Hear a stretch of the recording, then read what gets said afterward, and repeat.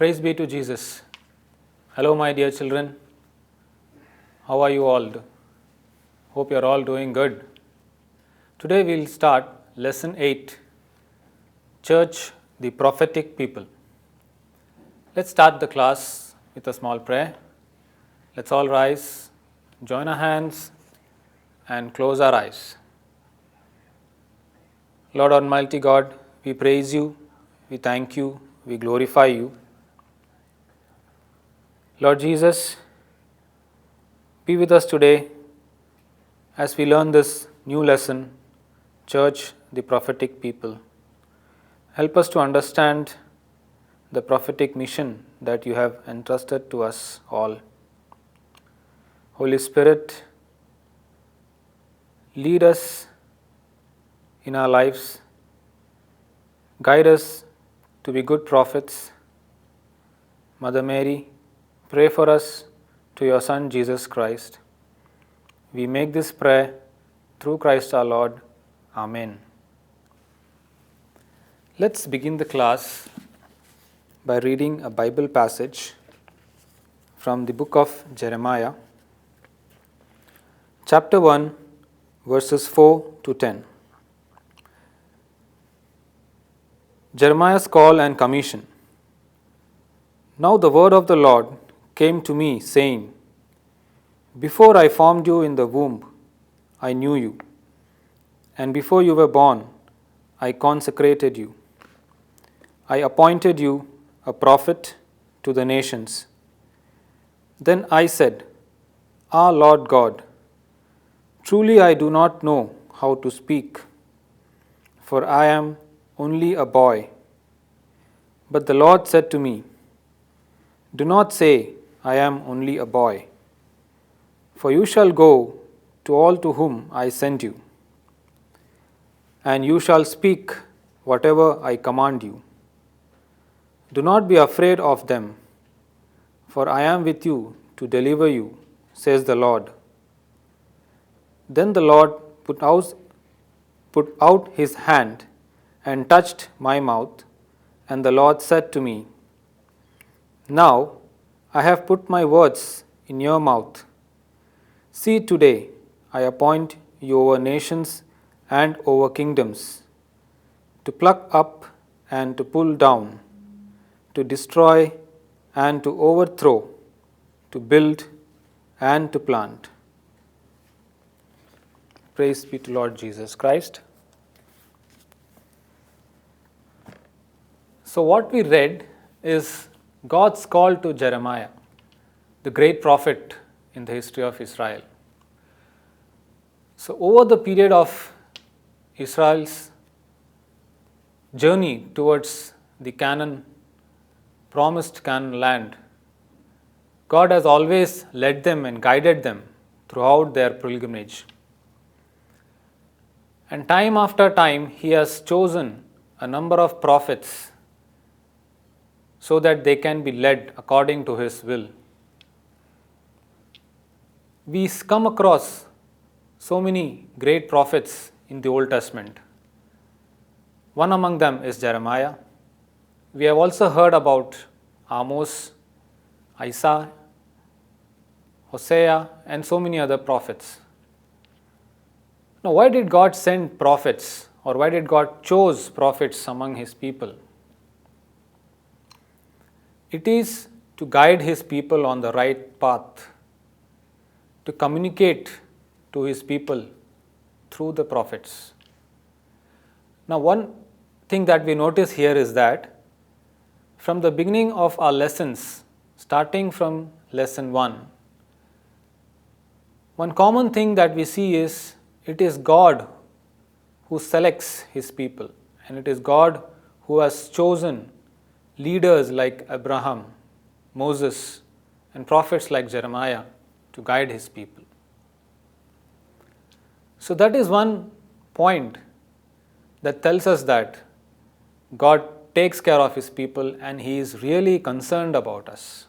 Now in this lesson, we are going to come across 6 topics, and they are the uniqueness of a prophet, the prophetic function of the members of the church, the salt of the earth and light of the world, the leaven of the kingdom of God, bear witness to truth, the prophetic function of the laity. Now, what is the uniqueness of prophets? Who is a prophet? A prophet is a person who communicates God's message to his people. So, from time to time in the history of Israel, God has chosen a number of prophets so that he can communicate to his beloved people what is his will for them, and so that they can live according to his will. So, that is one uniqueness, or that is one function of a prophet, to communicate to God's people God's will. What is the second one? He also speaks for God. The prophet chosen by God will always speak for God. And the third uniqueness is he will bear witness to the words of God. That means his life will be a witness to the word of God. Now, we have seen in the history of Israel that though the prophets were chosen by God, their lives are not so happy, because they stand for God and for his truth and justice in this world. And due to that, they had to undergo a lot of persecutions, suffering, rejections in the society. And to some extent, some were even killed. Why? Because they stood firm and strong for the truth. And they had that conviction that God is with them. So, from the Old Testament itself, one of the main functions of prophet was to stand for the truth in the society and to fight against the evil in the society and fight for the downtrodden or the people who are exploited. And because of this, most of the time, all the prophets has to undergo some or the other way of persecution and suffering. Now, as members of this holy church, we are also called to the prophetic mission. How do we become members of the church? We are members of the church through baptism, is it not? And we learnt in chapter 6 that the members of the church are also called to the royal priesthood. In the same way, members of the church are also called to the prophetic function. So, what is the function of lay people, or what is the prophetic function of the lay people in the church? As was the function of these prophets in the Old Testament, as lay people, we should also stand for the truth and for justice, and we should fight against the evil in the society. Prophets are people who are anointed by the Holy Spirit, and they are led by the Spirit. And through our sacraments, we are also anointed by Holy Spirit, and we are also led by the promptings of the Holy Spirit. You remember, right? We had studied about the promptings of the Holy Spirit. So, one important function of prophet in the church is to bear witness to Jesus Christ. How can we bear witness to Jesus Christ? We can bear witness through our own lives, through our own deeds in our day-to-day life. We read in the Bible that Jesus tells us that we should be the salt of the earth and light of the world. Now, what does that mean? How many of you have had curries prepared at home without salt? Have you tried them? Next time your mother makes a curry, ask her to make it without salt and just taste and see it. You will come to know how important a salt is in a curry or whatever that we make. Little bit of salt adds taste to that curry. And salt is also used as a preservative, is it not? In all the pickles, salt preserves edible things for a longer period of time. So, these qualities of salt should be there within us. As the members of Catholic Church, God wants us to be the salt of the earth, so that we can preserve the love of Jesus in this earth. we can preserve His teachings, we can preserve His sacrifice till the ends of ages. And as salt adds taste to any edible thing, we can also add taste to the lives of other people around us. We who are experiencing happiness and joy since we are living in union with Jesus Christ, in freedom with Christ, we can also share this taste to the people around us. So we should have these two qualities of salt within us, and make sure we don't lose our saltiness, because a salt without saltiness is of no use. It doesn't add taste to anything. And Jesus tells us that we should be the light in this world. Now, what is light? Light takes away the darkness, is it not? Jesus is the light. Jesus said He is the light of the world, and He wants us to be the same light to the people who are living in darkness, the people who are living in immorality, deceitfulness, and fraud. We should show them the light of Jesus, the love of Jesus. We should show them how to live in a right path, and we should bear witness to the life of Jesus among such people. Now, Lord also wants us to be the leaven of the kingdom of God. What is leaven of the kingdom of God? So we all make cakes at home, right?